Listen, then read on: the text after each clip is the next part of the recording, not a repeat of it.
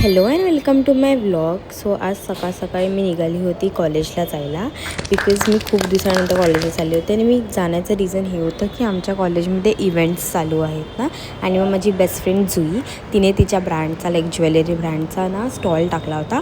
And if you haven't check out her page yet तर मी ना खाली मेन्शन करेन जिकडे एवढे ऑसम ज्वेलरीज असतात ना आणि त्या सर्व अँटी टार्निश सो त्याचं कलरच नाही जात. सो मी तिची हेल्प करायला गेलेली बिकॉज हिमश्री नव्हती, ती मस्त तिच्या फॅमिलीसोबत फिरायला गेलेली. सो मी म्हटलं मी जाते. आणि तिथे अजून पण छान छान स्टॉल लागलेले बाजूला लाईक पेस्ट्रीज वगैरे होते, किचन्स वगैरे होते. तो आम्ही खूप मजा केलेली. सो आमचे क्लासमेट्स वगैरे आलेले ना तिकडे लेक्चरनंतर, तर मग मी त्यांना सांगत होते की क्या फायदा क्लासमेट्स ही नाही ले रे हमसे करून. आणि हळूहळू ना खूप क्राऊड वाढायला लागलं ना, तर एकदम अशी एक्साइटमेंट वाढायला लागली की अरे वाव कोणतरी येतं आहे घेते, तो एक एकदम भारीवाली फिलिंग होती.